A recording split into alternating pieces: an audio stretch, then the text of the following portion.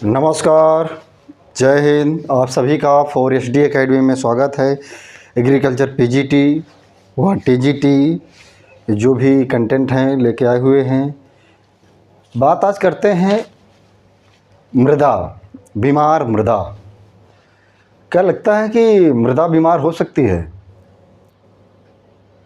जिस प्रकार एक मनुष्य बीमार होता है, हम लोग बीमार होते हैं, तो बीमार क्यों होते हैं? या तो किसी पैथोजन का अटैक है, या किसी कोई डिसऑर्डर है, न्यूट्रिएंट डिफिशिएंसी है, या न्यूट्रिएंट की अधिकता है, तो क्या है कि हम लोग बीमार हो जाते हैं। उसी प्रकार मृदा बीमार होती है जब मृदा में पोषक तत्वों की कमी या अधिकता हो जाए। मतलब जो बेसिक पोषक तत्व हैं, बेसिक न्यूट्रिएंट्स हैं, उनकी अगर अधिकता होती है या उनकी कमी होती है मृदा में, तो मृदा क्या हो जाएगी? बीमार हो जाएगी। बीमार का तात्पर्य क्या है? या तो वो सैलाइन हो जाएगी, या वो एल्कली हो जाएगी, या वो सैलाइन एल्कली हो जाएगी। मतलब कुल मिला के या तो ऊसर हो जाएगी, हैं, बंजर हो जाएगी, या क्षारी हो जाएगी। क्षारी, एसिडिक, अम्लीय, जो भी है उसके सिम्टम्स दिखेंगे।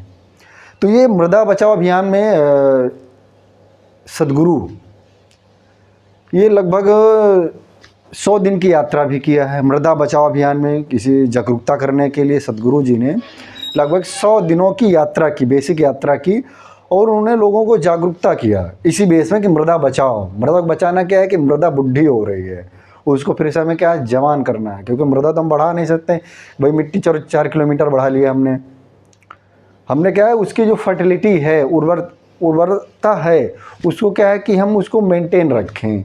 मेंटेन क्या रखें कि मृदा को बीमार ना होने दे, मृदा को क्षारीय ना होने दे, मृदा को अम्लीय ना होने दे। उस पे जो ऑर्गेनिक कंटेंट है वो एक बराबर रेशियो में प्रेजेंट रहे। तो यही है कि अगर किसी पोषक तत्व की कमी हो जाएगी या अधिकता हो जाएगी तो मृदा क्या हो जाएगी? बीमार हो जाएगी। चलिए आज बात करते हैं सैलाइन और एल्कलाइन सॉइल के बारे में।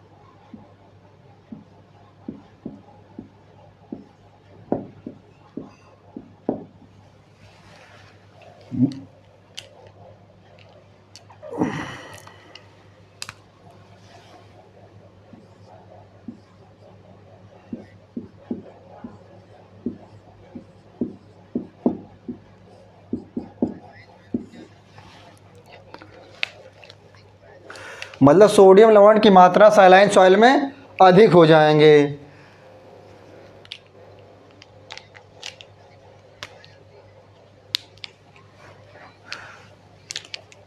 सोडियम के क्लोराइड हो गए, सोडियम के का सल्फेट हो गए, सल्फेट हो गए, बाइकार्बोनेट हो गए।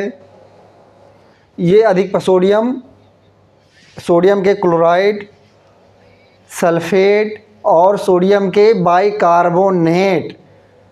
कभी कभी क्या होता है, नाइट्रस की अधिकता हो जाएगी तो क्या हो जाएगी कि सैलाइन सॉइल हो जाएगा। मृदा के ऊपरी सरफेस पे सोडियम व सोडियम सल्फेट या बाइकार्बोनेट या नाइट्रस जो है, इसके कारण क्या है कि मृदा क्षारीय होती है या लवणीय होती है।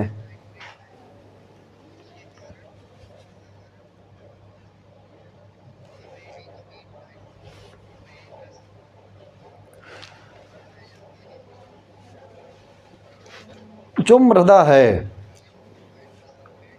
सोडियम जो सल्फेट है या क्लोराइड, क्लोराइड व सोडियम सल्फेट के कारण मृदा का रंग सफ़ेद हो जाता है। सोडियम क्लोराइड व सोडियम सल्फेट के कारण सफ़ेद हो जाती है। सोडियम नाइट्रेट के कारण क्या है, भूरा हो जाता है। सोडियम नाइट्रेट अगर है तो क्या है कि मृदा की ऊपरी सरफेस क्या है कि भूरी हो जाएगी।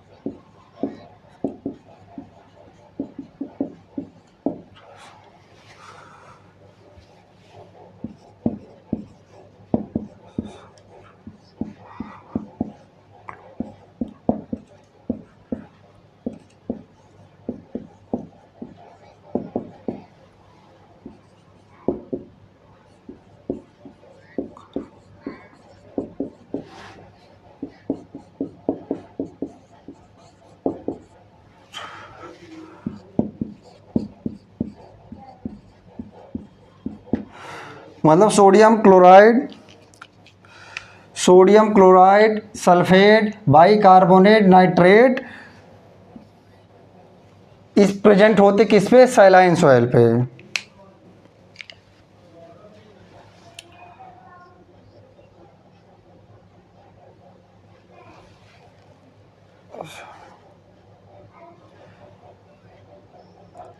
सोडियम जो ये क्लोराइड है ये वाइट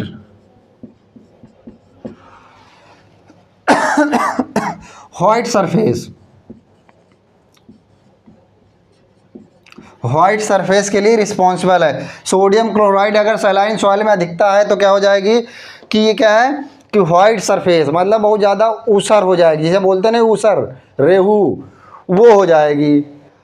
और नाइट्रेटस की अगर अधिकता हो जाएगी तो ब्राउन हो जाएगी। अगर इसकी अधिकता है तो क्या हो जाएगी, brown soil of saline soil of the surface. अगर इसकी अधिकता है, अगर इसकी सोडियम क्लोराइड की अधिकता है तो वाइट सरफेस हो जाएगा।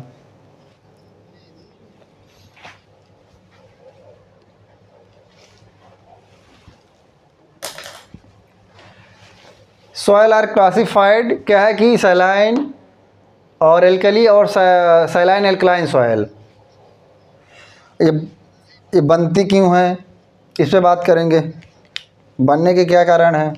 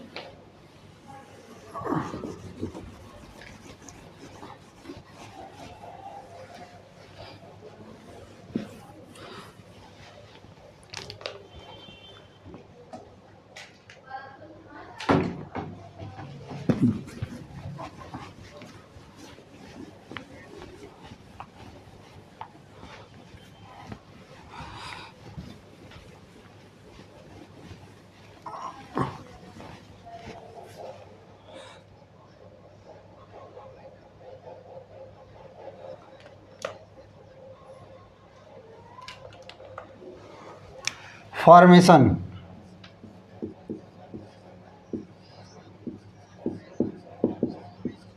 Formation of saline soil.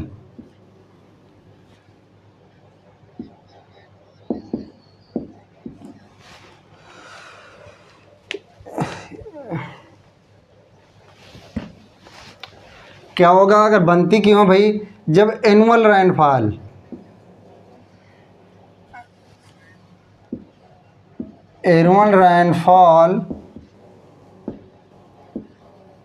Less than 55,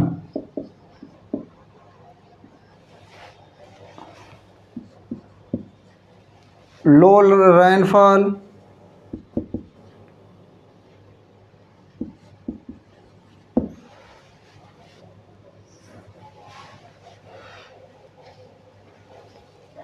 ये रिस्पॉन्सिबल है।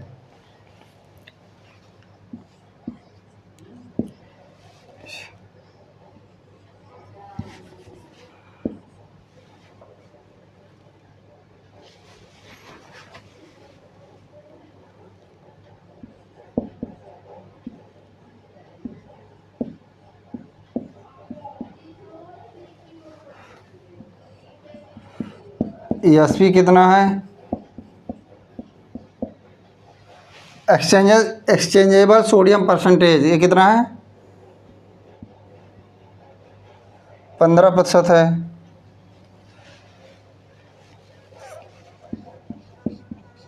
pH कितना है इसका,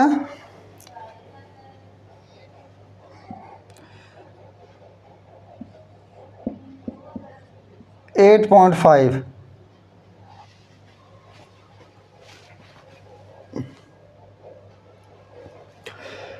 ये फॉर्मेशन ऑफ सॉइल मतलब एनुअल रेनफॉल क्या है कि लेस देन 55 सेंटीमीटर से कम हो जाएगी, लो रेनफॉल रहेगी और उस पर पुअर ऑर्गेनिक कंटेंट रहेगा सॉइल पे। तो क्या है कि ये सैलाइन सॉइल बनेगी। हाँ, मतलब सोडियम के, ये सोडियम बाइकार्बोनेट या सोडियम सल्फेट के जो आयन हैं वो मृदा के ऊपरी सरफेस पे बने रहेंगे, हैं, या उनका निच्छालन हो जाएगा, निच्छालन नहीं हो पाएगा, ऊपर ही बने रहेंगे। तो क्या होगा कि ये अपना जो रिएक्शन, केमिकल रिएक्शन है वो बनाएगा। जब केमिकल रिएक्शन बनाएगा तो क्या है कि वो एक भूमि का बीमार करेगी और उसकी जो उत्पादन क्षमता है फसल की वो घट जाएगी, क्योंकि कोई भी पौधा बीमार मृदा में अपने आप को सर्वाइव नहीं कर पाएगा, चाहे वो सोडियम की अधिकता हो या सोडियम सल्फेट की अधिकता हो मृदा पे, या सोडियम बाइकार्बोनेट की अधिकता हो या नाइट्रेट की अधिकता हो। अगर एक निश्चित लिमिट से अधिक होगी तो फसल जो है हमारी सर्वाइव नहीं कर पाएगी। तो मृदा कैसी हो जाएगी, वो मृदा हो जाएगी लवणीय या सैलाइन मृदा।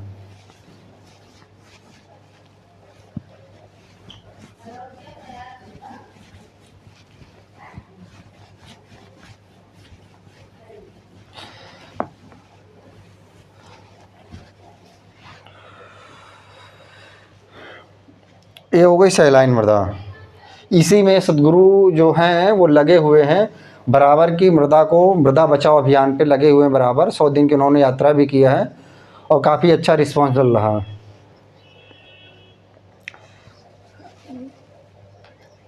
अब इसको भाई सुधार कैसे करेंगे, सुधार कैसे करेंगे भैया, सैलाइन सॉइल तो बन गई, इसका सुधार कैसे करेंगे।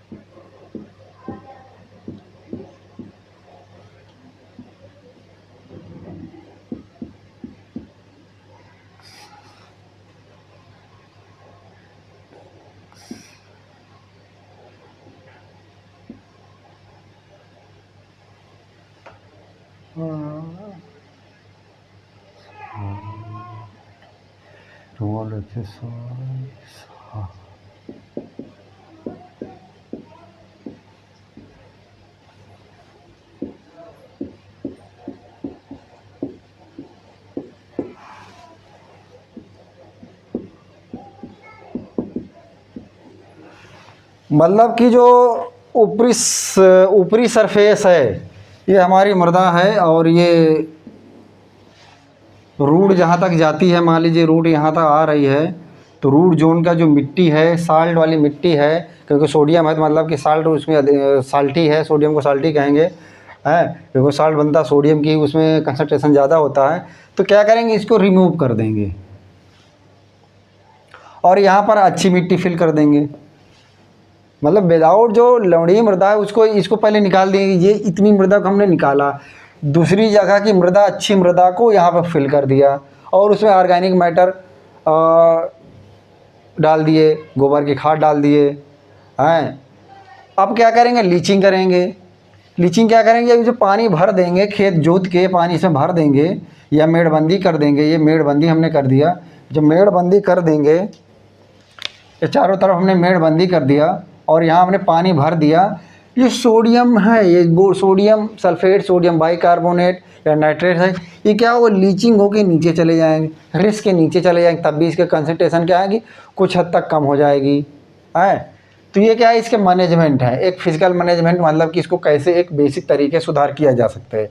बाकी आप तो जिप्सम यूज़ करें, पायराइट यूज़ करें, हैं, ये सब चीज़ें हैं।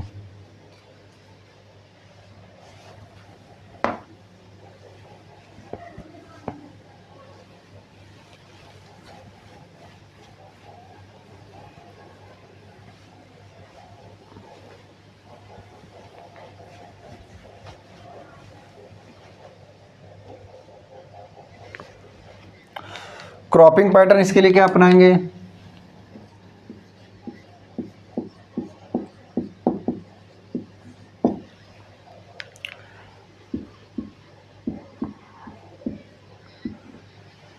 क्रॉपिंग सिस्टम में राइस बेस्ट है। मतलब कि अगर सलाइन सॉइल है तो उसमें क्या है, राइस अच्छे से हो सकती है। अब एल्कली सॉइल के बारे में बात करेंगे।